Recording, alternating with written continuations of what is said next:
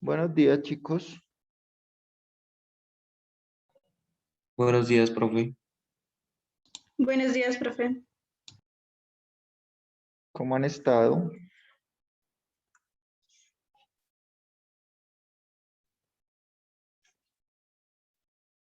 Bien, profe. Mal, profe. Bien, bien, cansados. ¿Cansados Sí, de vamos, qué, profe. muchachos? Si estamos iniciando semana. Por favor. Qué frío. Por eso, Bueno, bueno, chicos, entonces, hoy vamos a trabajar dos presentaciones. Listo, las dos presentaciones están en la semana número 2. Entonces, hay una carpetica que dice presentaciones y ahí van a encontrar dos archivos de PowerPoint. Listo, entonces para que porfa las descarguen.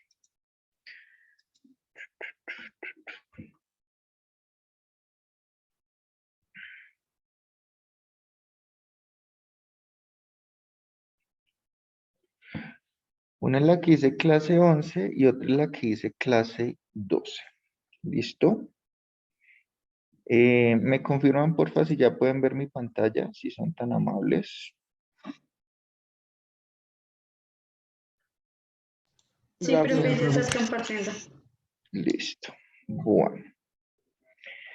Entonces, lo primero es que vamos a terminar, habíamos trabajado con la carta P y la carta NP en la semana pasada, entonces nos falta mirar algo muy sencillito que es la función de operación característica de esa carta, en este caso la P. ¿Listo? Em,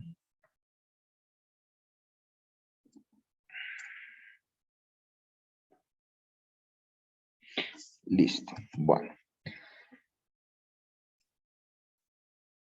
Entonces ya saben que esa función de operación característica, en este caso para la carta P, pues me va a dar una información más o menos similar a la que obtenía cuando la hacía para una carta X, ¿cierto? Entonces, lo mismo. Me permite medir la habilidad de las cartas de control para detectar corrimientos, en este caso, en cuanto a la fracción disconforme del proceso. ¿Listo? La probabilidad de error tipo 2 para una carta de control para la fracción disconforme P se podría calcular de la siguiente manera. Entonces, ese error tipo 2 va a ser igual a la probabilidad de que P gorro sea menor al límite superior de control, dado que el valor real es P, menos la probabilidad de que P gorro sea menor al límite inferior de control, dado que la verdadera proporción es P, ¿cierto? Entonces, básicamente ahí me está diciendo que calcule la probabilidad de que me salga de los límites de control. ¿Listo? Ese sería en este caso la probabilidad de error tipo 2.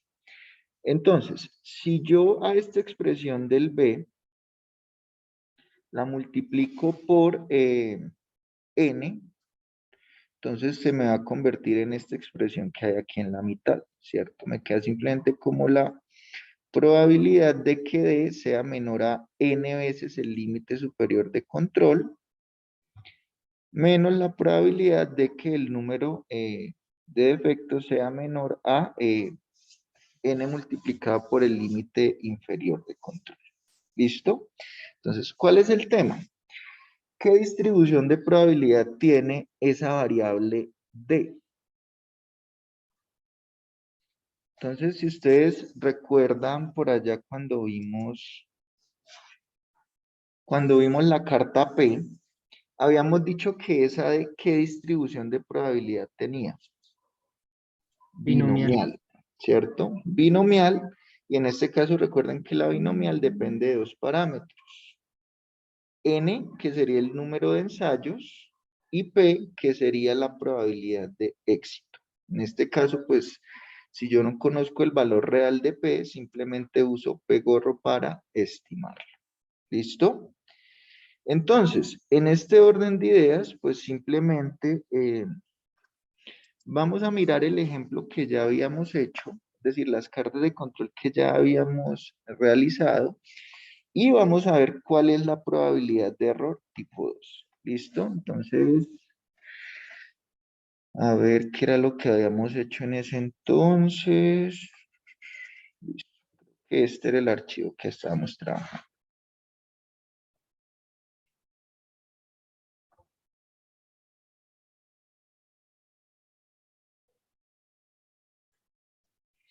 Listo, entonces recuerden que este primero lo hicimos con unos límites, luego le hicimos límites revisados y finalmente creo que esta fue la carta de control que quedó ya con los límites revisados, ¿cierto? Entonces, vamos a calcular para este en particular cuál sería el error tipo 2. ¿Listo? Entonces,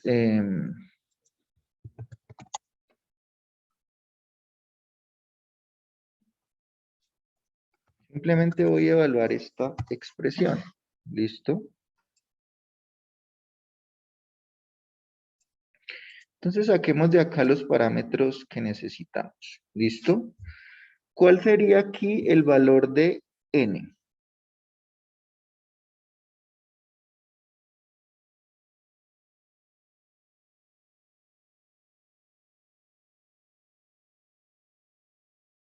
Chicos. Profe, la carta que escogió es de n variable, entonces. Espera a ver cuál escogí. No, yo escogí la que hice límites revisados 1. Ah, vale. Entonces esa es de 120. Esa es de 120, es el tamaño de muestra. Sí, señor. Ok, listo. Entonces, n va a ser 120.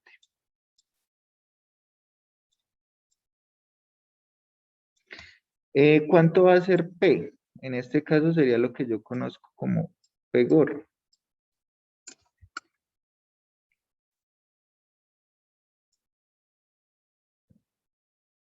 O P gorro, no, perdón, P barra. Entonces aquí me había dado 0.345. ¿Listo?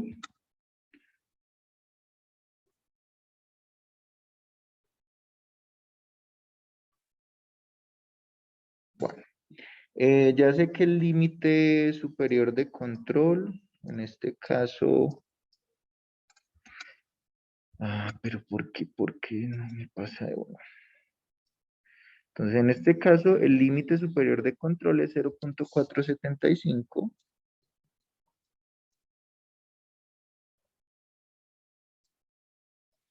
Y el límite inferior de control,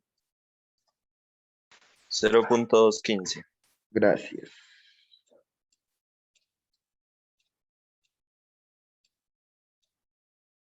Listo, entonces, bueno, finalmente apliquemos esto. Entonces, primero calculemos este pedacito. Listo, entonces tendría yo que calcular la probabilidad de que D sea menor. Espérame un segundo, verifico algo, qué pena.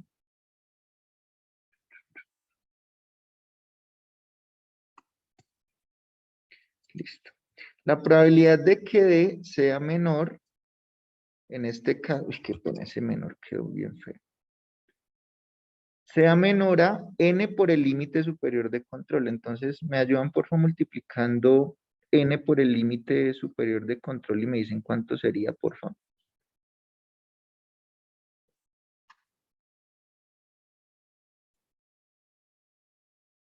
57. ¿Da entero? A mí me da entero.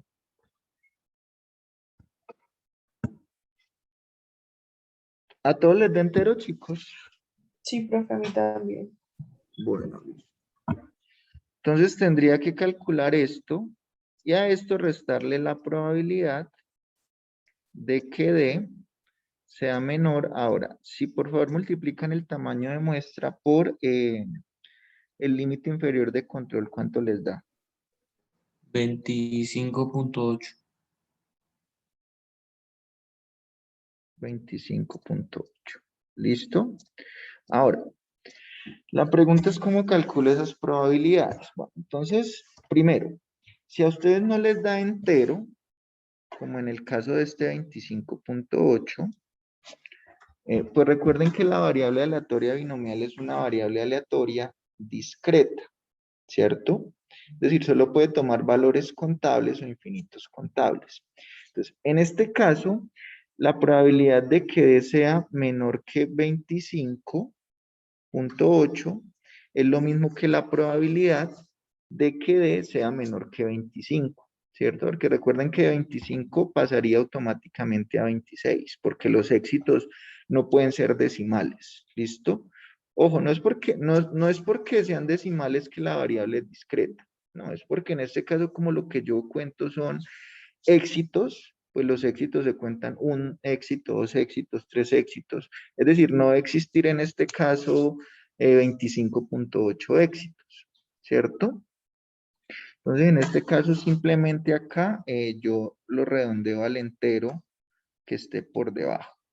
¿Listo? Entonces, en este caso, este 25.8 es simplemente la misma probabilidad de que D sea menor que 25. ¿Listo?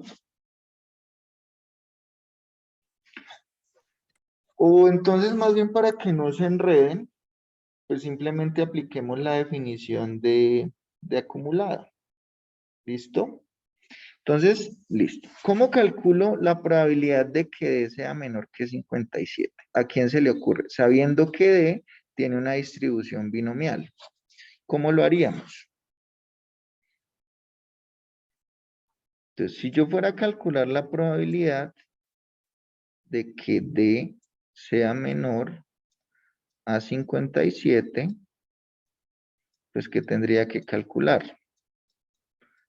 P de 0 más P de 1 y así sucesivamente hasta dónde. Hasta P56. Exacto. Hasta P de 56. ¿Listo? Y pues para calcular cada una de estas nosotros ya vimos la fórmula, ¿cierto? La fórmula era la que era N combinado X por P, ta. Entonces, en este orden de ideas necesitaríamos hacer 57 operaciones, las cuales tienen combinatoria, ¿cierto? Claramente a mano no es práctico hacerlo, entonces podría hacerlo en Excel, ¿listo? Podría hacerlo en Excel programando la fórmula y arrastrándola, pero estuve mirando y hay una forma de hacerlo directamente, ¿listo? Entonces voy a calcular este PDD menor que 57, pero en Excel.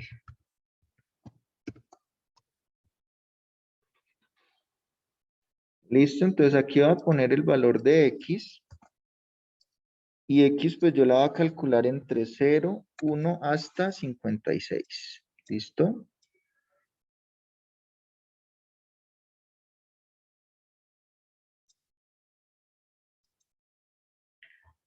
Bueno, entonces, ¿cómo calculo la probabilidad de X directamente? Esperen, le pongo formato a esto.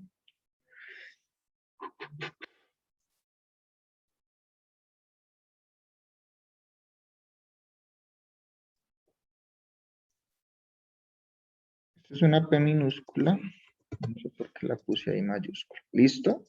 Entonces, ¿cuál es la función que me permite calcular probabilidades de la binomial? Entonces, vamos a usar la función dis.binom.n. ¿Listo? Entonces, ella me va a pedir 4 parámetros. Primero, el número de éxitos, ¿cierto? Entonces, en este caso, el número de éxitos es el valor que quiero que tome X. Entonces, acá simplemente voy a seleccionar la celda donde está el valor de X, ¿cierto? Primer parámetro. El segundo parámetro es el número de ensayos, ¿listo? Entonces, en este caso, ¿cuál es el número de ensayos que voy a hacer?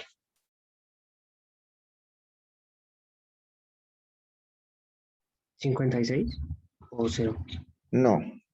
El número de ensayos es el valor de n, ¿cierto? En este caso, ¿cuánto sería? 120. 120. ¿Listo? El siguiente es la probabilidad de éxito, ¿cierto? Entonces la probabilidad de éxito es simplemente el P barra, que es de cuánto en este caso. 0,345. ¿Listo? Y finalmente, en acumulado simplemente le voy a dar falso o verdadero. En este caso, como las voy a calcular de forma puntual, voy a darle ahí falso. ¿Listo? Entonces, ¿qué me pide? El valor de X, es decir, el número de éxitos que quiero obtener, el valor de N, que sería el número de ensayos, la probabilidad de éxito, que sería el P, en este caso P barra, y en acumulado le voy a dar falso. ¿Listo? Entonces, él ya me las empieza a calcular. Estas son constantes, entonces, perfecto. Ahí la puedo, en este caso, arrastrar. ¿Listo? Entonces él ya me calculó las probabilidades puntuales para las 56 y pues ya lo único que yo tendría que hacer en este caso es hacer una autosuma de esas probabilidades.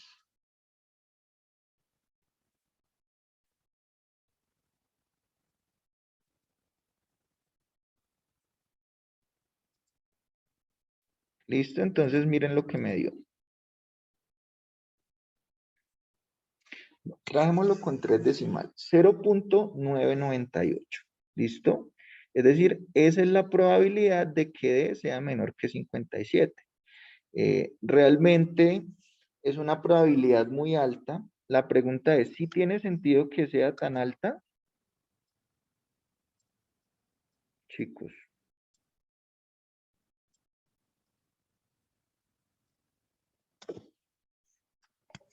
¿Sí tiene sentido que sea tan alta? Sí, porque miren que la probabilidad de tener uno defectuoso es más o menos del 35%. Entonces, digamos que pues yo no espero que haya tantísimos defectos. El promedio ahí, ¿cuánto sería? ¿Cuánto es N por P? ¿Me pueden hacer el favor de calcular N por P cuánto da?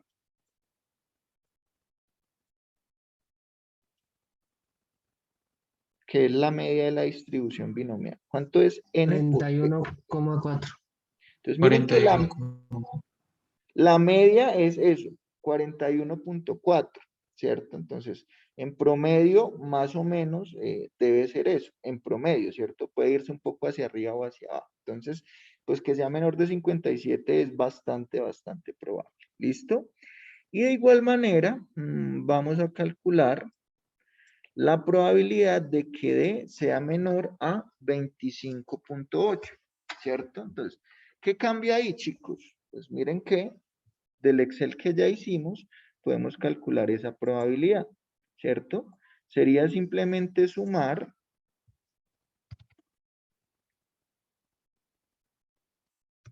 desde 0 hasta, en este caso, 25. ¿Listo? Entonces, sumemos desde 0 hasta 25.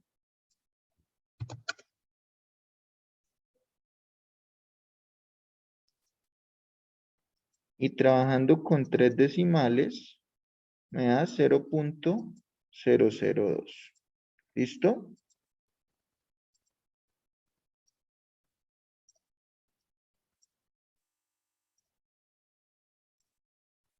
¿Listo? Y finalmente cuando hago esta operación, ¿cuánto me da?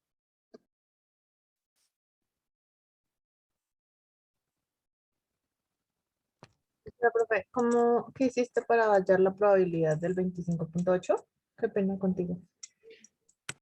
Como aquí yo ya tengo las probabilidades calculadas desde 0 hasta 56, pues simplemente sumé desde 0 hasta, en este caso, 25. O sea, sumé todas estas. Ah, ya, profe. Muchas gracias. ¿Listo? Entonces, ¿cuánto da esa operación finalmente?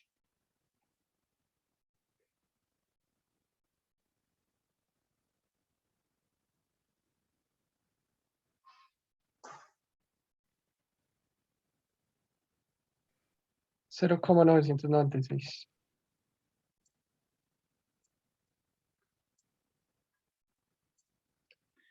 Bueno, me dio un valor muy alto.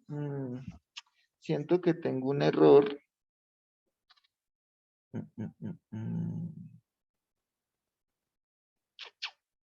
Sí, permítame reviso algo que creo que tengo un error en la fórmula, muchachos. Discúlpenme un segundo y qué pena con ustedes.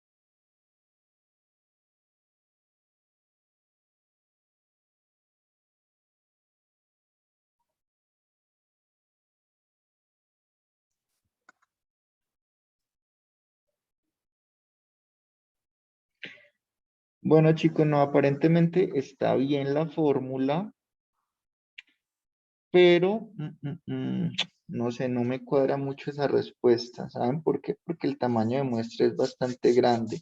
Entonces, ese error debería ser relativamente pequeño. Bueno, déjenme yo reviso con otra fuente, porque aparentemente está bien, pero no sé, no me cuadra algo, chicos. ¿Listo? Por ahora esa es la fórmula. Yo les confirmo si hay alguna variación, pero me parece muy extraño ese resultado, porque el tamaño de muestra es bastante grande. El error no debería ser tan grande.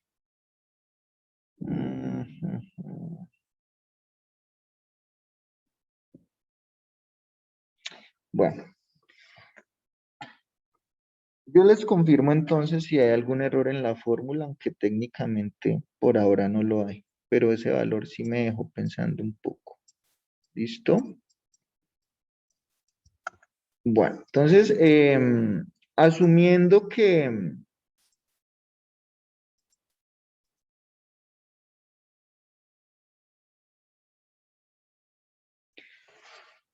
asumiendo que yo ya puedo hallar esta probabilidad de B, chicos, pues fíjense en que se va a cumplir lo mismo que se cumplía en las cartas X cuando yo ya trabajaba con esa probabilidad de B, ¿cierto? Puedo hallar la probabilidad del corrimiento, que el corrimiento se detecte en la R-décima muestra subsecuente con esta fórmula, simplemente que aquí, ¿qué cambió? El modo de calcular el beta, ¿cierto? Antes se hacía de un modo, y en este caso, pues el beta se va a calcular es con la distribución binomial. Pero luego de que yo ya tengo el valor de B, pues se va a seguir cumpliendo esto, se va a seguir cumpliendo que la longitud promedio de la corrida va a ser igual a 1 dividido en 1 menos beta.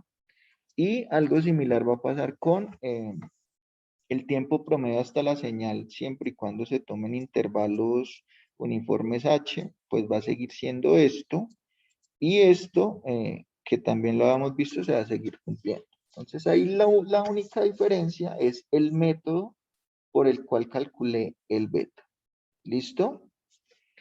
Bueno, eso era como para cerrar el tema de la carta P.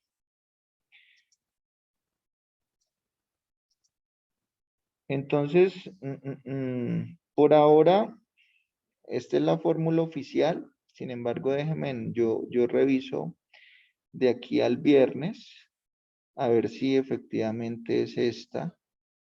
o es que tiene un signo por ahí que va en dirección opuesta. ¿Listo? Bueno. Entonces, chicos, eso era como para cerrar el tema de la carta P. ¿Listo? Entonces, ahora lo que quiero que hagamos es abrir la siguiente presentación, donde hoy vamos a trabajar dos cartas nuevas, que realmente son las últimas ya dos cartas por atributos. ¿Listo? Entonces, eso está sería la clase número 12.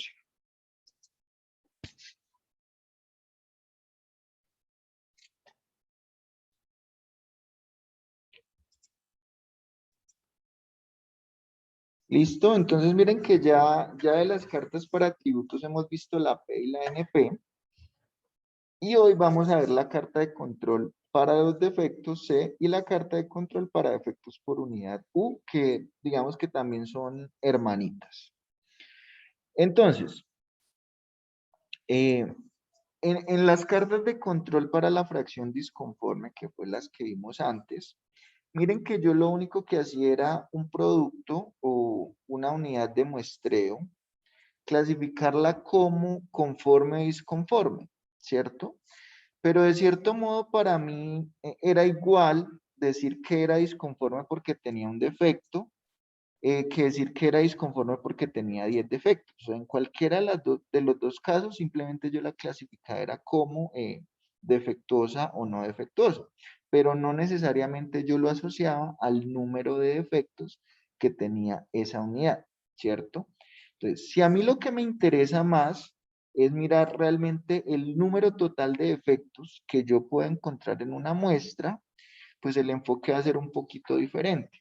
Entonces, un artículo disconforme es una unidad. Recuerden que disconforme es sinónimo de defectuoso. Se pueden intercambiar esas dos palabras. Entonces, un artículo disconforme es una unidad de producto que no satisface una o más de las especificaciones. Es decir, un producto puede ser disconforme solo porque falló en una funcionalidad, pero pues si falló en dos funcionalidades, pues de igual manera va a seguir siendo disconforme, ¿cierto? Antes, ¿qué hacíamos? Pues si fallaba en 5 funciones, finalmente lo catalogamos como disconforme, ¿cierto? Pero miren que al hacer eso, yo perdía mucha información, porque no sabía realmente si fue disconforme por un defecto o fue disconforme porque encontré 10 defectos o 100 defectos. Pues digamos que eso para mi proceso sí es importante, porque si yo la miro por defectos específicos, más que simplemente por la proporción que salió buena y mala, pues voy a tener mucha más información para gestionar en mi sistema, ¿cierto? Entonces, cada punto específico en el que no se satisface una especificación resulta en un defecto o una disconformidad. Y un artículo disconforme, técnicamente, en la mayoría de los casos, porque al final vamos a ver un caso donde no siempre es así, se considerará disconforme si tiene por lo menos una disconformidad, ¿cierto? O sea, mínimo debe tener una disconformidad para que yo lo pueda clasificar como disconforme o como defectuoso. Entonces, en este caso, como lo que me interesa contar es defectos que yo encuentro, más que simplemente clasificarlo como defectuoso o no defectuoso, digamos que la distribución de probabilidad que más se adecua a ese fenómeno de contar defectos es la distribución de Poisson. ¿Listo? Esa distribución de Poisson para ustedes también es conocida, de hecho es una de las que uno más trabaja en probabilidad y estadística 1.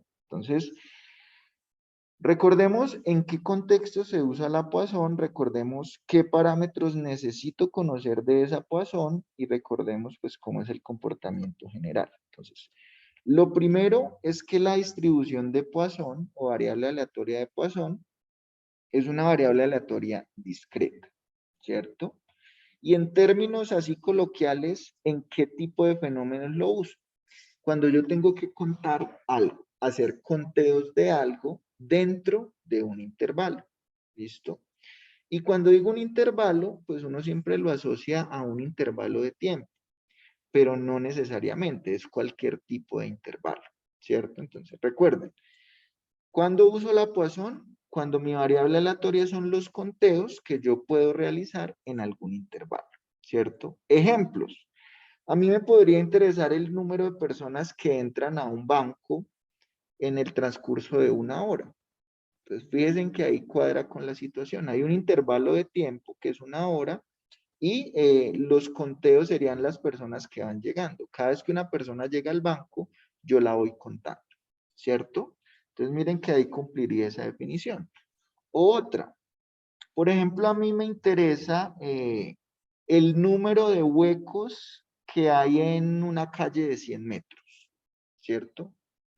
Claramente es una variable aleatoria porque en una calle de 100 metros voy a encontrar cierto número de huecos, en otra otro número diferente, ¿cierto? Entonces miren que ahí qué es lo que yo estoy contando. Huecos. Cada vez que encuentro un hueco, hago un conteo. ¿Y en qué intervalo lo estoy haciendo? Pues en ese caso es una longitud de una cuadra que asumiré que son 100 metros. Entonces en un intervalo de 100 metros. ¿Listo? También podría pensarlo en, no sé, cuántas partículas de cierto tipo encuentro yo, no sé, en un vaso de agua, ¿cierto? Entonces ahí que cuento partículas y cuál es el intervalo, un vaso de agua. Y un vaso de agua pueden ser, no sé, 250 mililitros. Entonces ese sería mi intervalo. Entonces, les digo eso es porque no siempre el intervalo es de tiempo, sino que casi siempre los ejemplos que uno hace por allá en probabilidad y estadística, casi siempre uno los hace en función del tiempo, pero no necesariamente. Cuando vean teoría de colas el próximo semestre, digamos que ahí sí el intervalo importante va a ser de tiempo. Entonces, miren que esas situaciones que yo les acabé de comentar, yo también podría aplicarlas a un producto, ¿cierto? Entonces, a un producto que yo reviso. Para mí, ¿cuál sería el intervalo ahí? Aunque suene raro, pues sería cada unidad o cada muestra que yo reviso, ¿cierto? Entonces, ¿qué voy a contar? En este caso, simplemente lo que voy a contar es defectos sobre un intervalo que es un producto o son varios productos. ¿Listo? Entonces, miren que el modelo, digamos que aplica perfectamente al fenómeno de tener que contar defectos en una unidad. ¿Listo? Entonces, primero, ¿o cuál es la definición como formal de la distribución de Poisson? Dice, si el número promedio de ocurrencias en un intervalo, cuando digo ocurrencias es los conteos que yo pueda realizar, es lambda mayor que 0, la variable aleatoria que es igual al número de ocurrencias en ese intervalo tiene una distribución de Poisson con parámetro lambda. Lambda siempre va a ser mayor que 0. Entonces, lo primero es que para yo poder operar esa distribución de Poisson, necesito conocer un parámetro de ella que se llama lambda, que también lo conocemos como la tasa. ¿Listo? ¿Qué es la tasa? Entonces, si yo quiero, por ejemplo, estudiar la variable aleatoria, que es el número de personas que entran a un banco en el transcurso de 1 hora, pues yo debo tener una estimación de en promedio cuántas personas llegan al banco por hora, ¿cierto? Entonces, ese es el famoso valor de lambda. Es una estimación de el promedio de conteos que podría yo realizar en ese intervalo. Entonces, ¿qué pasa? Puede que en el banco yo haya hecho un estudio previo, haya tomado datos y todo el cuento, y yo me doy cuenta que en promedio entran 20 personas por hora, ¿cierto? Entonces, ese 20 personas por hora sería el valor de lambda. Ahora, ¿qué pasa? Pues no significa que en cada hora entran 20, ¿no? En algunas entrarán 0, 1, 2, 3, 4, 5, 25, 35. Y en promedio es como si entraran 20. Entonces, yo necesito conocer esa tasa promedio de conteos dentro del intervalo para poder operar mi distribución de Poisson. ¿Listo? ¿Qué valores podría tomar esa variable de Poisson que son los conteos en un intervalo? Pues valores desde 0, teóricamente, hasta infinito, ¿cierto? Recuerde que son conteos. O no conté a nadie, o conté 1, 2, 3, 4, 5, 6, pero pues no va a contar 5.2 cosas, ¿cierto? O 10.3 cosas. No puedo decir que en 1 hora entraron 25.5 personas, ¿cierto? No tendría ningún sentido. ¿Cuál es la función de masa? En este caso es Euler elevado a la menos lambda por lambda a la x sobre x factorial, ¿cierto? Es decir, este es el análogo a la fórmula para calcular p de x en la binomial, que era n combinado de x por p. Bueno, aquí tiene una forma diferente, pues incluso un poco más sencilla. ¿Listo? ¿Cuál es el valor esperado? Es el mismo lambda, ¿cierto? Pues de hecho por la misma definición que les dije, lambda es el promedio de ocurrencias en el intervalo y la varianza es el mismo valor lambda. Obviamente en valor numérico son iguales, pero en unidades van a ser diferentes, ¿cierto? Recuerden que el valor esperado se mide en las unidades originales de la variable, mientras que la varianza se mide en las unidades originales, pero elevadas al cuadrado. Pero numéricamente el valor sí es el mismo, pero ojo que me digo en diferentes unidades. ¿Listo? Entonces miren que si yo a esos conteos específicamente se los aplico a contar defectos en un producto o en un conjunto de varios productos, pues le voy a poner otro nombre, que es C. ¿Listo? O sea, C es el mismo lambda, simplemente que aquí yo lo voy a llamar C cuando lo que estoy contando específicamente son defectos, ¿cierto? Ese lambda puede ser personas por hora, defectos por producto, huecos por longitud, pero ya cuando lo llevo al contexto de defectos, ese lambda para mí se va a llamar C. ¿Listo? Así de sencillo. Entonces, en ese orden de ideas, chicos, yo podría construir una carta de control para el número de efectos que yo conté, ¿cierto? Es decir, una carta de control para lo que yo llamé en este caso C. ¿Listo? Entonces miren que como yo sé que C tiene una distribución de Poisson, pues al modelo general que tenemos para hacer una carta de control de Shewhart, simplemente recuerden que este es el modelo general, ¿cierto? Aquí la media del parámetro que me interesa, más k veces la desviación estándar de ese parámetro. Si en este caso el parámetro que a mí me interesa es C, ¿cierto? Y yo sé que ese se distribuye Poisson, pues simplemente yo podría construir la carta de esta manera. La línea central pues va a ser el promedio, que es el valor de C como tal, ¿cierto? La superior sería la media más 3 veces. ¿Por qué raíz de C? Porque miren que si la varianza es C, pues yo necesito es la desviación estándar, pues la desviación estándar sería raíz de C. ¿Listo? Entonces miren que de ahí pues salen estos límites. Y el inferior pues es C menos 3 veces raíz de C. O sea, miren que es la media de C, que es C, más 3 veces la desviación estándar de C, que es precisamente raíz de C. ¿Qué pasa acá? Muchas veces cuando uno calcula esto y en función del valor de C, es posible que el límite inferior dé negativo. ¿Listo? Es posible matemáticamente que eso ocurra, dependiendo los valores de C, ¿cierto? Entonces, ¿qué pasa? Si eso les llega a ocurrir, automáticamente ustedes lo van a convertir en 0. Porque recuerden que aquí, ¿qué estoy haciendo? Contar defectos. Entonces, pues no tiene sentido tener un límite inferior de control negativo. Porque aquí lo que estoy haciendo es conteos. Y los conteos pues nunca van a ser negativos, porque yo cuento o nada en el peor de los casos, que sería 0, o cuento 1, 2, 3, 4 y así sucesivamente. Entonces, si numéricamente el límite inferior les da menor que 0, ustedes hacen la corrección y lo igualan a 0. ¿Listo? Entonces, esta fórmula para los límites la podría aplicar si yo conozco el valor de C, ¿cierto? ¿Qué tengo que hacer yo para conocer el valor de C? Pues haberlo estudiado mucho tiempo el proceso, tener muchos históricos, ¿listo? Pero muchas veces ese no es el caso, ¿cierto? Entonces, ¿qué tengo que hacer con esa C? Pues la voy a estimar a partir de los datos de una muestra, ¿listo? Entonces, miren que esa C, pues ya se me convierte como en una C barra que es estimada a partir de los datos. ¿Listo?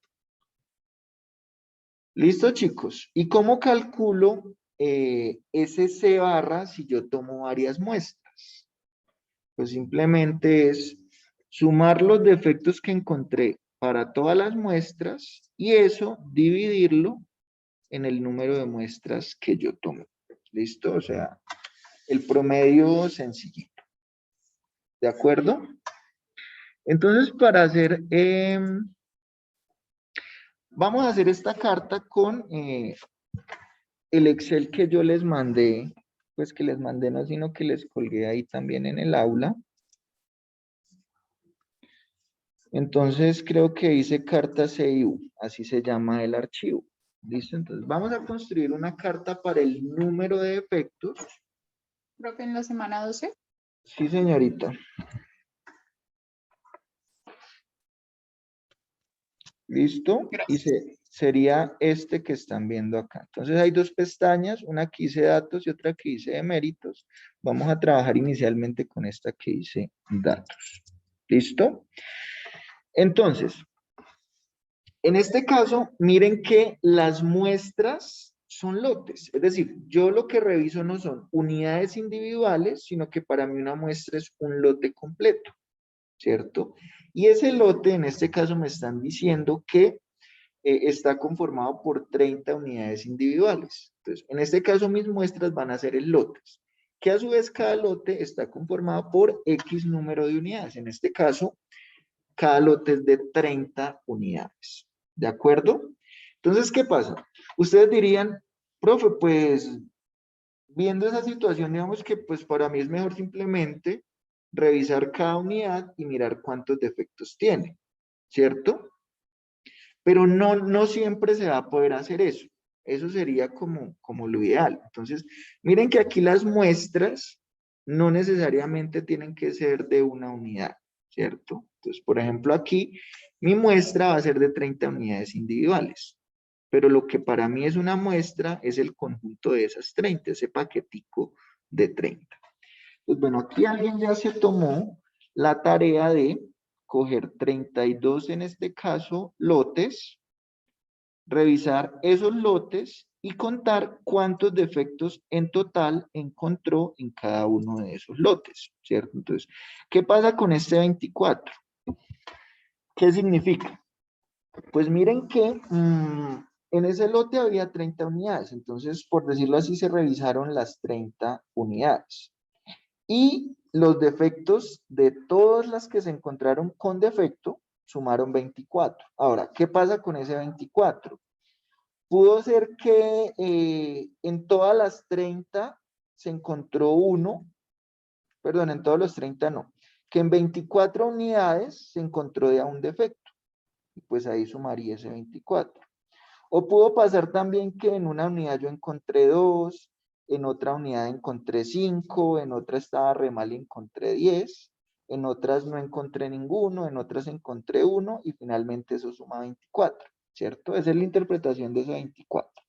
Es decir, yo lo único que sé es que entre esas 30 encontré 24 defectos. Ojo, no unidades defectuosas, sino defectos, ¿cierto? Porque miren que, por ejemplo, de esas 30, puede que esos 24 sean solo de 5 unidades, ¿cierto? Entonces, esas 5 serían defectuosas, pero las otras, en las que no encontré ningún defecto, pues estarían buenas. Entonces, ojo que ese 24 no es unidades defectuosas que yo encontré en el lote. No, son defectos que encontré repartidos en todo ese lote. ¿Sí es claro eso, chicos? Bueno, y lo mismo va a aplicar para las demás 31 muestras. ¿Listo? Entonces, lo primero es que si yo necesito calcular una carta de control para el número de defectos, pues, ¿qué voy a necesitar? Bueno, primero voy a necesitar calcular C barra, ¿listo? Que es la línea central y pues miren que de ella depende todo. Entonces, para nuestro caso en particular, vamos a calcular por aquí el valor de C barra, ¿listo? Y según la fórmula, ¿cómo la calculo? Según la fórmula, simplemente sumo todos los defectos que se encontraron en cada muestra y lo divido en el total de muestras, que en este caso pues fueron 32. ¿Listo? Entonces,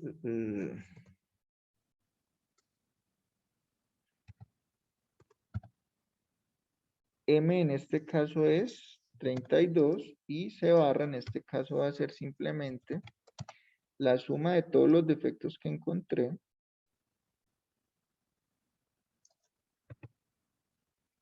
dividida en E. ¿Listo? Me da 17.4375. ¿Qué significa eso? Que en promedio en cada lote se encuentran 17.44 defectos. Ahora, no sé cómo están repartidos entre las unidades individuales, pero en total ese es como el promedio que se encuentra. ¿Listo? Y pues yo creería que ya con eso puedo calcular todo lo demás. ¿Listo? Entonces con eso ya puedo calcular el límite inferior de control, la línea central y el límite superior de control. ¿De acuerdo?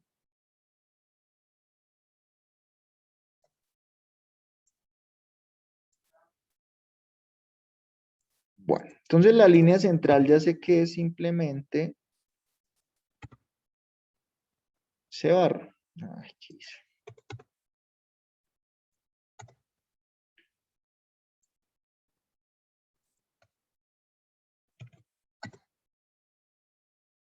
Listo, esa va a ser mi línea central. La línea inferior de control va a ser simplemente la línea central menos 3 veces la raíz, en este caso de C barra. ¿Listo?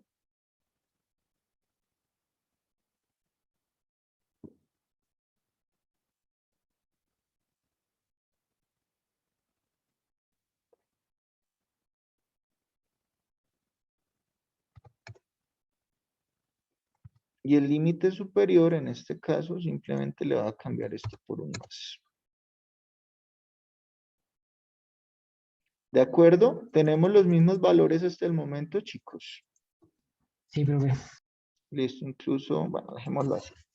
Pues bueno, ya en este caso, ya podemos de una vez graficar. 0 pierde. Entonces vamos a graficar el número de efectos y los límites.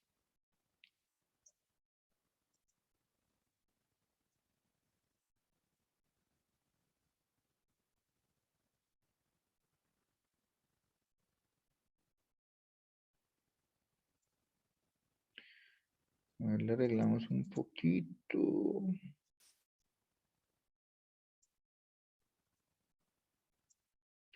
Y...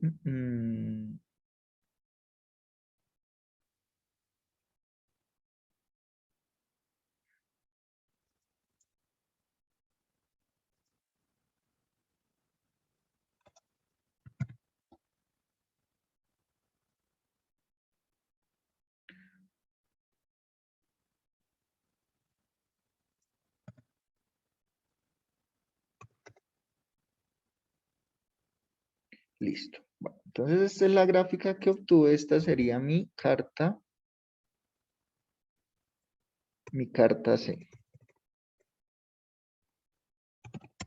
Bueno, entonces claramente ahí se ve que hay varios problemas, ¿cierto? ¿Cuáles son esos problemas que ustedes identifican a primera vista? Tendencia Pues, sostenida de 5 puntos. En este caso incluso de más de 5 Hay puntos. 7. Y Y pues que 2 puntos adicionalmente, están fuera. bueno, ahí exacto. Entonces hay 2, 4, 6, 7. ¿Listo? Por ahí ya hay algo malo. ¿Qué más ven malo ahí?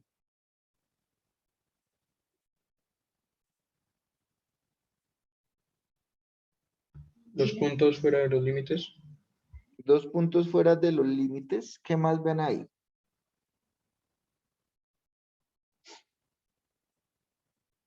Pues no sé, profe, de pronto que hay como un patrón ¿Dónde lo ves?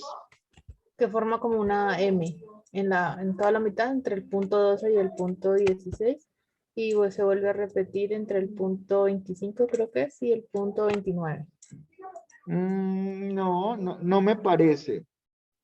No me parece porque la idea del patrón es que se repita periódicamente y más o menos como en la misma altura. Entonces, mira que una M está arriba y la otra está como abajo, entonces, no, yo no diría que es un patrón sistemático. Vale. ¿Qué más ven ahí? Profe, pues ahí hay como una tendencia sostenida y más de creo que como 8 puntos en un solo, debajo de la línea central continua. Exactamente. Entonces, miren que después del punto 25, hay 1, 2, 3, 4, 5, 6, 7, hay 8 puntos al mismo lado de la línea central, lo cual recuerden que también es una señal, ¿cierto? Entonces no se les olvide eso. Entonces, claramente aquí tendríamos que averiguar qué pasó para saber qué puntos eliminamos. Entonces, quiero que nos enfoquemos en la tendencia sostenida. Entonces, miren qué pasó. Aquí empezaron a aumentar sostenidamente los errores. Aquí, pum, de tacazo, hubo una bajada de esos errores. Entonces, miren que está por fuera del límite inferior, ¿cierto?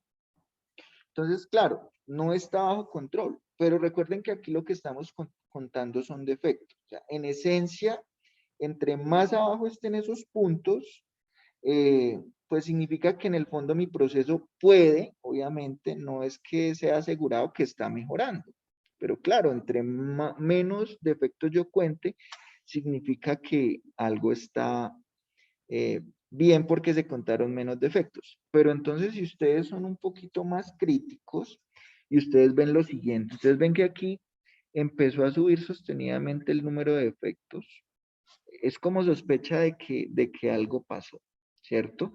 Aquí cayó y luego volvió a subir tanto que hasta se salió de los límites. Entonces la pregunta es, ¿cuáles puntos eliminarían ustedes y por qué?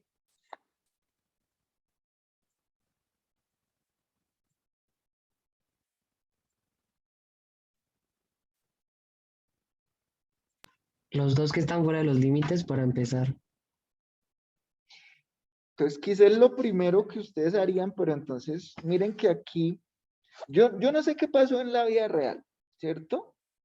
Pero entonces yo tengo que ser un poquito más crítico y mirar lo siguiente.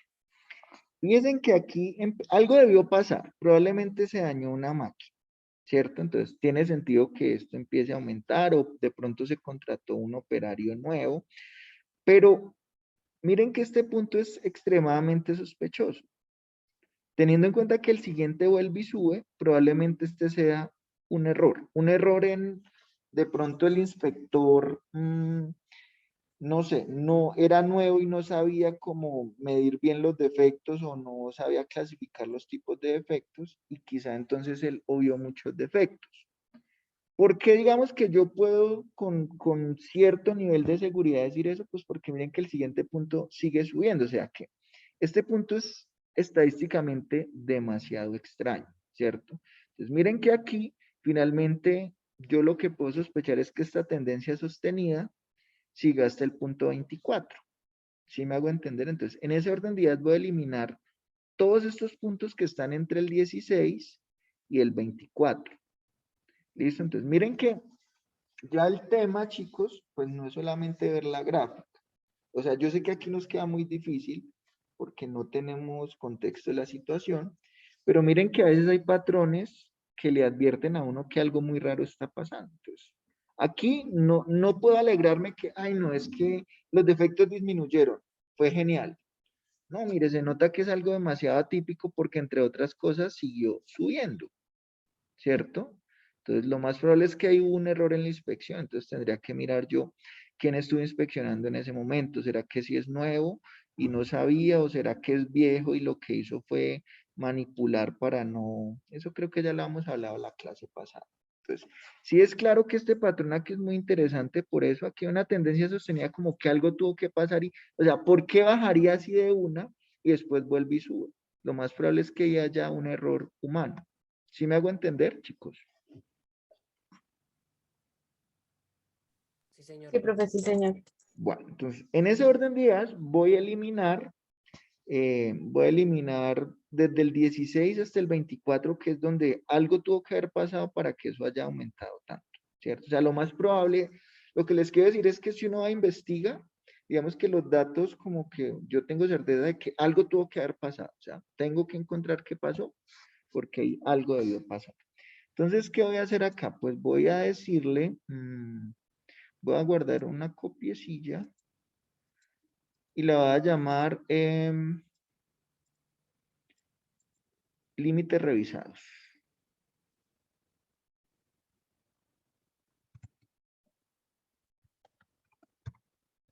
Pongámosle límites revisados 1. ¿Listo?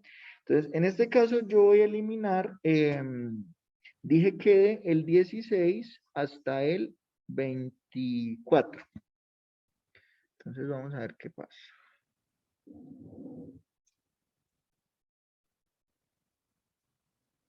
¿Listo? Obviamente al yo hacer eso, el número de muestras va a cambiar, ¿cierto? Ahora solo tengo 23, entonces pues yo tengo que actualizar aquí el tamaño de muestras, si no por eso es que me queda tan rara la gráfica. ¿Listo? Y el C barra pues iba a seguir calculándose simplemente como...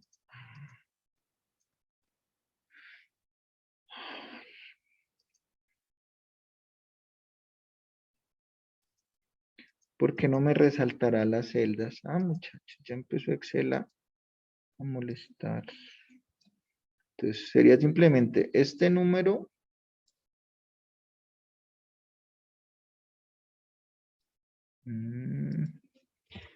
Esperen que mi Excel acaba de enloquecerse un poco.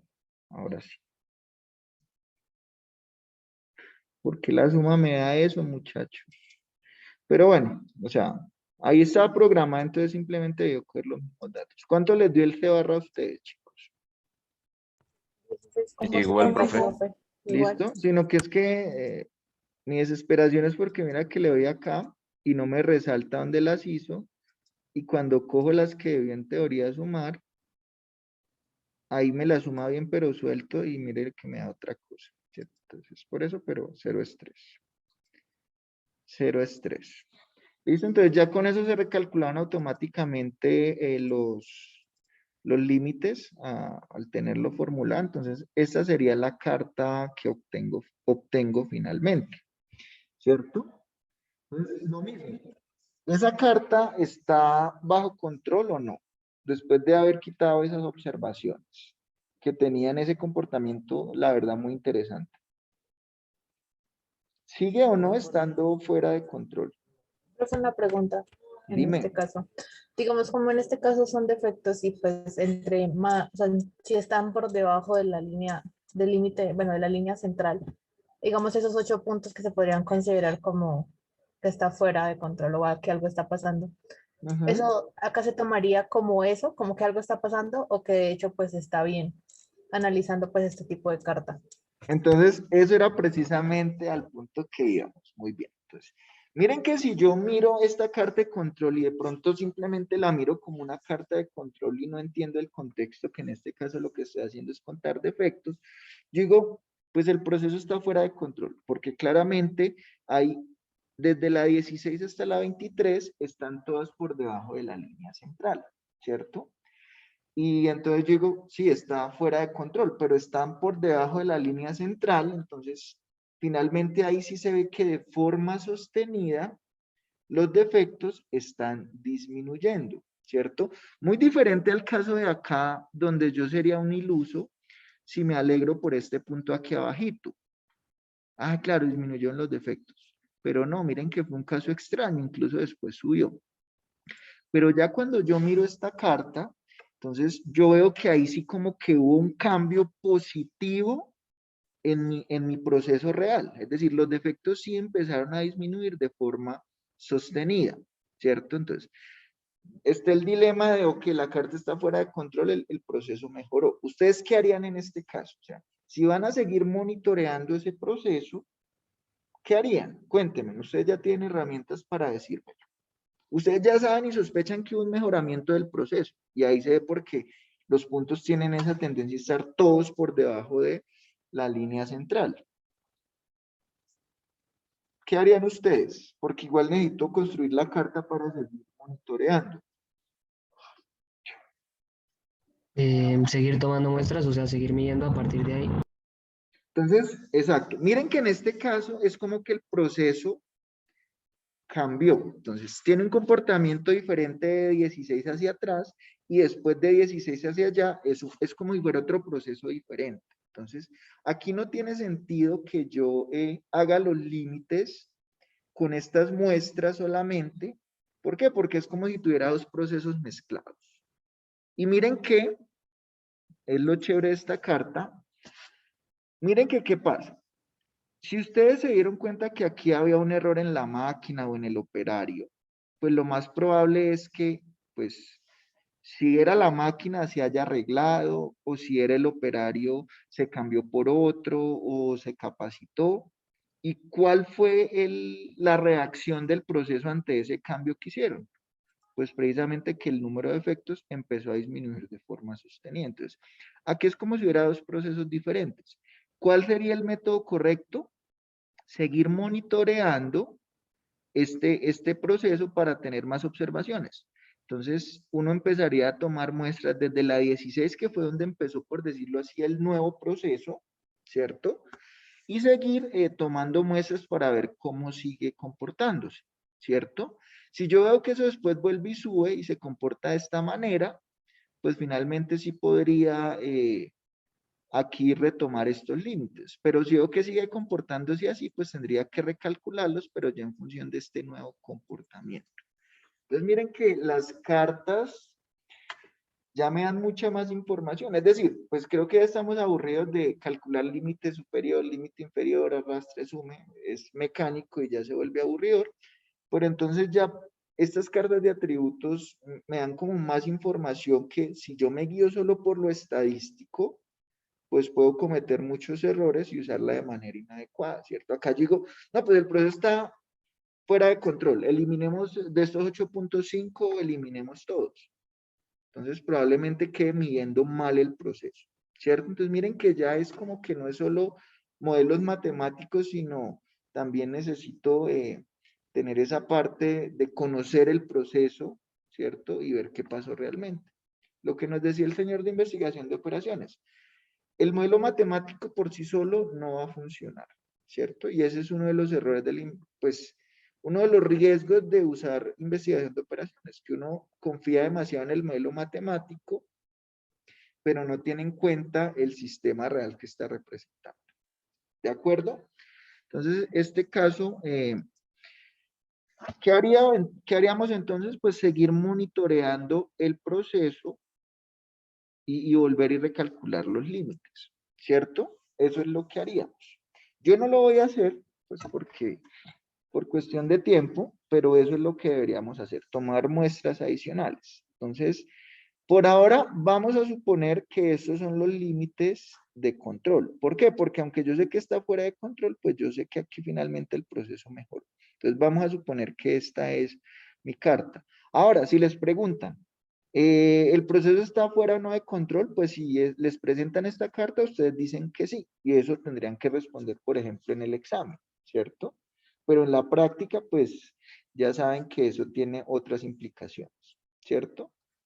¿Sí es claro eso? O sea, la carta aquí en este momento está fuera de control. ¿De acuerdo? Pero eso no necesariamente es malo en el proceso real. ¿Alguna duda, alguna inquietud, chicos? No, profe. Listo. Bueno. Entonces, listo. Vamos a mirar otra carta de control también por atributos que se llama la carta de control para defectos por unidad. Entonces, en algunos procesos puede ser preferible trabajar con el número promedio de defectos por unidad más que con el número total de defectos, ¿cierto? ¿Por qué? Porque recuerden que ese número total de defectos, yo de cierto modo no sé cómo está distribuido entre, por ejemplo, las 30 unidades del ejemplo anterior, ¿cierto? Yo no sé este 24 cómo está distribuido entre estas 30 unidades. Si fue que la mitad era solo de 2 o que en todas tuvieron de a 1, lo que les dije ahorita. Entonces, muchas veces me interesa más monitorear el promedio por unidad, ¿cierto? Entonces, digamos que es una aproximación de, ok, si este lote que tenía 30 unidades contó con 24 defectos, pues en promedio cada unidad va a tener en este caso, no sé, menos de un defecto, 0.8 algo, no sé. ¿Alguien me puede hacer el favor de decirme si dividen 24 en 30, cuánto les da? 0.8. 0.8. 0,8, Entonces, 0.8. ¿Qué significa? Que cada unidad en promedio va a tener 0.8 defectos. Obviamente en la práctica, ¿qué va a pasar? Pues algunos tienen 2, otros tienen 1, otros tienen 0. Pero aquí lo que voy a mirar es como el promedio de defectos por unidad. ¿Listo? De hecho, por eso se llama, por eso tiene ese apellido. Entonces dice, en algunos procesos puede ser preferible trabajar con el número promedio de defectos por unidad más que con el número total de defectos. Si la muestra consiste en n unidades y existen en total c defectos en ella, entonces u es igual a c sobre n, que fue precisamente lo que acabamos de hacer, ¿cierto? ¿Cuál es el promedio de defectos por unidad? Pues el total de defectos de la muestra dividido en las unidades, aquí sí ya son unidades individuales que están conformando la muestra, ¿cierto? Ese será el número promedio de defectos por unidad. Entonces miren que yo puedo nuevamente hacer una carta de control para los defectos por unidad, ¿cierto? Entonces, simplemente acá, ¿qué se le aplicó? Pues el tema de la desviación del promedio. ¿Listo? Este es el promedio más 3 veces. Recuerden que ¿cuál es la desviación del promedio?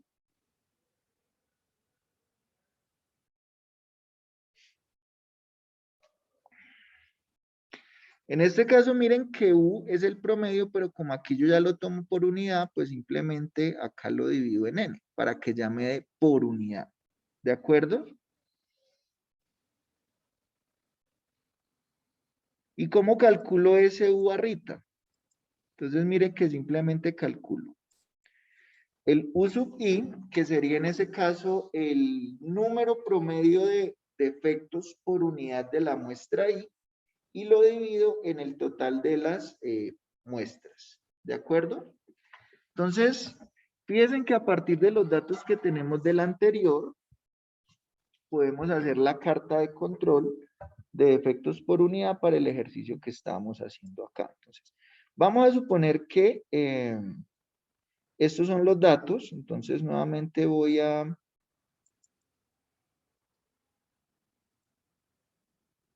crear una copia y mover por aquí al final y la voy a llamar carta P. Carta P no, sino carta U, qué pena. ¿Listo?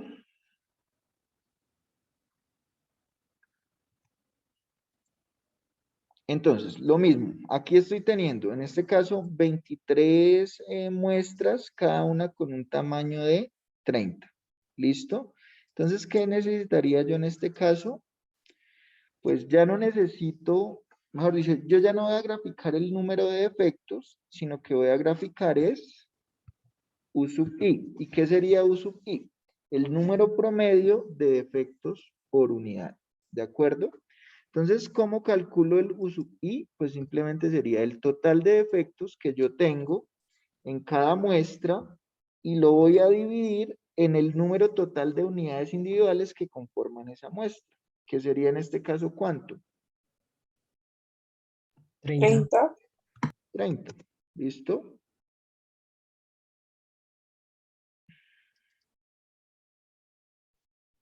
Y obtendría estos valores.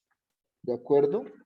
Entonces, ¿qué necesito yo? El valor de U barra. Entonces, ¿cómo calculo el valor de U barra? Entonces, en vez de esa barra, voy a calcular aquí el valor de U barra. Pues miren que simplemente es coger los UI individuales y dividirlo en el total de muestras que tomé. En este caso, las muestras efectivamente siguen siendo 23. Por lo tanto, U barra sería simplemente la suma de todos estos UI dividido en el número de muestras. Entonces me da 0.56. ¿Listo?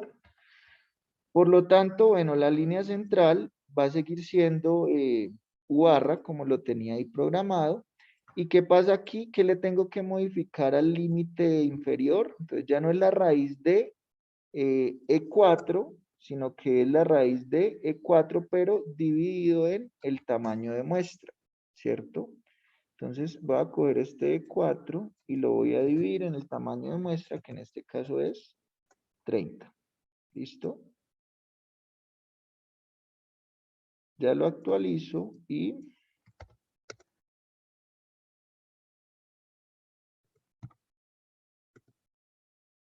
aquí simplemente lo cambio por un más.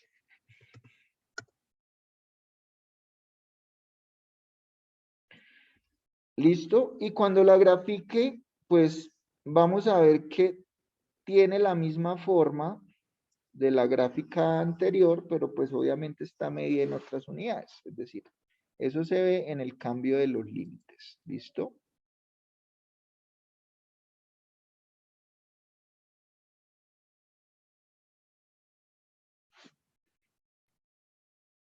Profe, Sí, ¿qué pena será que me puedes dejar ver la fórmula del límite inferior? sí, señor, ya.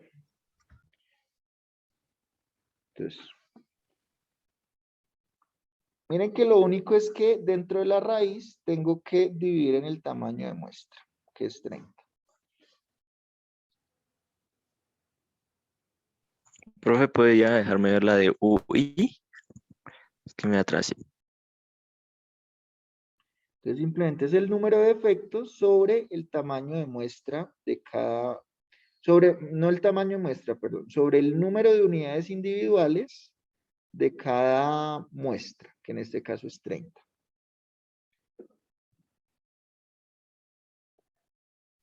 Listo, profe, gracias. Listo, entonces llamemos a esta carta U. ¿Listo? Entonces miren que la forma es la misma de los puntos, porque Profe, como todos se dividieron en 30, simplemente es como si todos se hubieran multiplicado por una constante, entonces el patrón va a ser el mismo. Señor. profe, a mí no me da 0,14, sino 14. ¿Será que tengo algo mal? ¿Te da 14, 14? Sí, señor, 14. Mira, verifica porfa tu fórmula. Sí, yo creería, estoy casi seguro que lo tienes mal.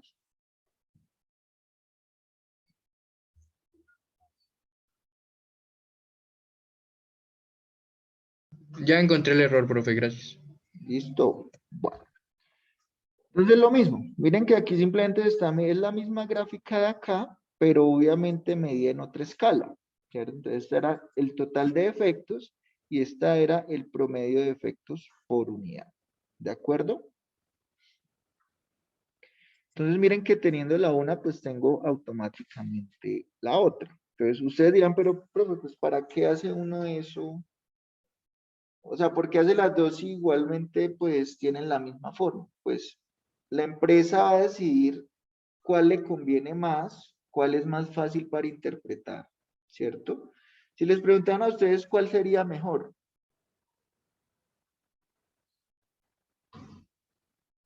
¿cuál escogerían de las dos? Porque pues dan información similar, no idéntica, pero sí similar.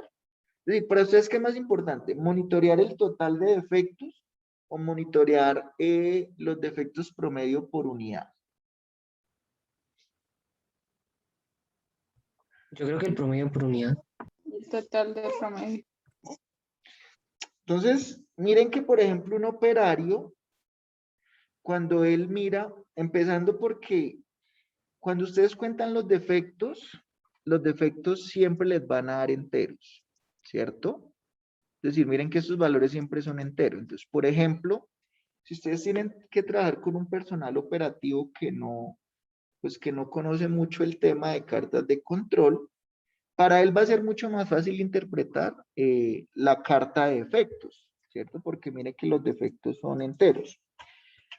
Pero cuando usted le muestra la carta, él dice, pero pero ¿cómo así que 0,80, 0,73? Entonces, en la mente de él, pues va a ser mucho más difícil interpretarla, porque como ahí los valores son es promedio, y el promedio no necesariamente se observa en el sistema real, mientras que los defectos sí, pues digamos que ahí es posible que dependiendo del público al que va dirigido, se prefiera la de defectos o la del promedio, ¿cierto? El tema es más como de cuál es más fácil de interpretar y a quién va dirigido. Entonces, tampoco son decisiones tan triviales, ¿cierto? Es posible que el operario entienda mucho más esto, pero eso va a depender. ¿Listo? ¿De acuerdo? ¿Alguna duda, alguna inquietud, chicos? No, profe, no, señor. Listo. Bueno.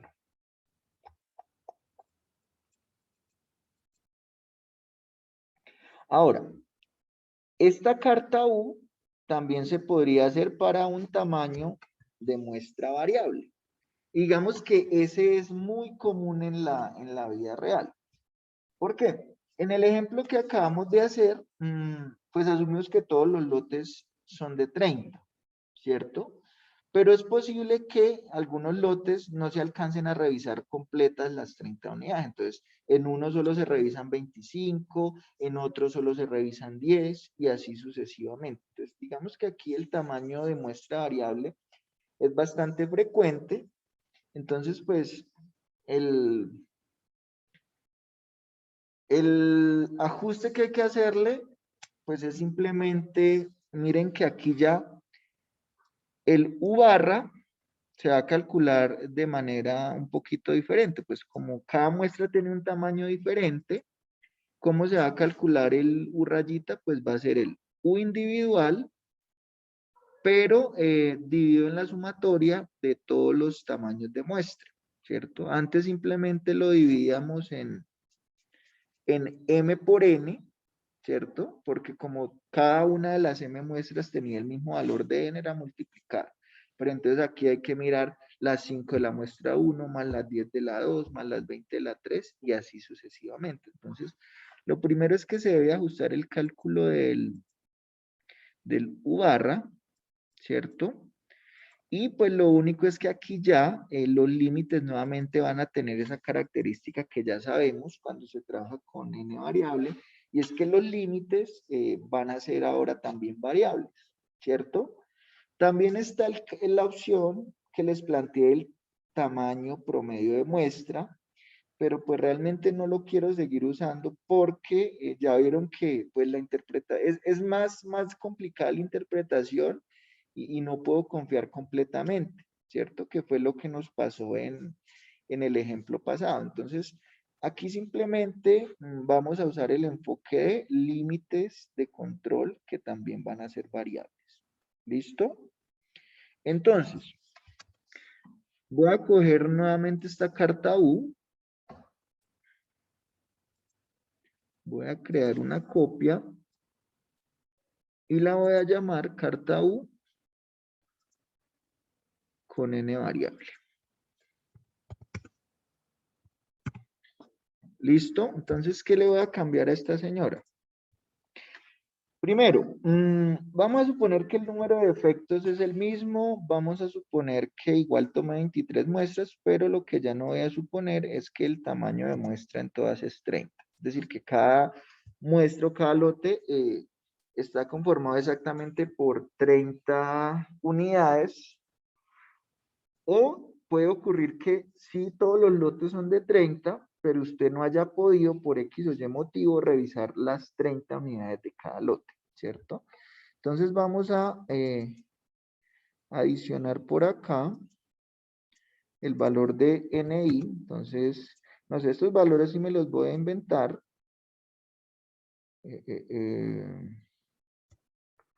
Es más, usemos aquí un aleatorio para... Si le doy aleatorio, ustedes van a tener valores diferentes, pero pues no se afanen. ¿Listo? Entonces le voy a poner aleatorio entre no sé, que la más pequeña haya sido de 15 y la más grande haya sido de 30. Ay, ay, ay, ay. ¿Qué pasó? Aleatorio contra... Ya sé qué pasó. ¿Listo? Y la voy a arrastrar. Voy a copiar esos valores y los voy a pegar como valores, porque si no, pues van a seguir cambiando, ¿cierto? Ustedes obviamente no van a tener exactamente los mismos valores, pero el comportamiento en general, pues no va a ser tan diferente. ¿Listo? Entonces, cada uno debe tener sus propios valores porque usamos la función aleatorio. ¿De acuerdo? Ya tienen esos valores de DNI, chicos.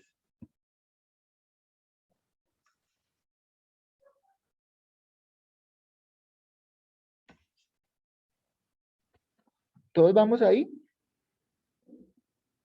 Sí, señor profe. Sí, Listo. profe.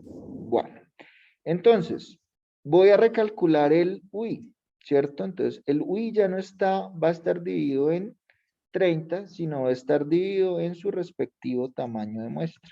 ¿Listo? Entonces van a tener valores pues como similares a estos. ¿Qué más necesito entonces? ¿Cómo es el cálculo de U barra?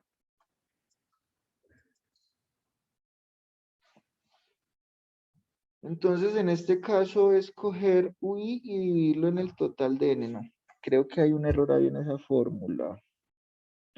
No, sí, está bien, está bien.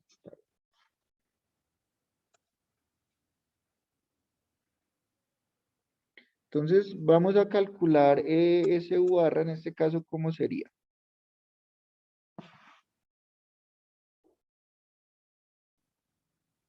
No, sí, perdón. No, hay que corregir esta fórmula, chicos. Miren que si yo cojo esto y lo divido en NSUI, pues es como si estuviera dividiendo doble vez en el tamaño muestra. Entonces, no, aquí simplemente hay que dividirlo en... De una vez, porfa, si tienen esa diapositiva, por favor, corrijámosla de una vez. Entonces, aquí es 1 dividido en M. ¿Listo? No en la sumatoria de N. Eso sería si lo que yo hubiera sumado fueron los defectos, ¿cierto? Pero ese no fue el caso. Si lo hago con los y vamos a ver qué tan diferente nos da. Entonces vamos a usar la fórmula esta que es simplemente la suma de los y dividido en el tamaño de muestra. Y vamos a usar la que es sumar los defectos.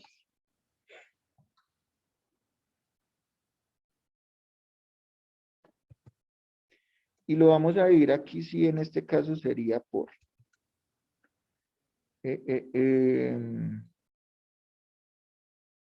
la suma de NI, dividido en la suma de el total de observaciones individuales que se tomaron.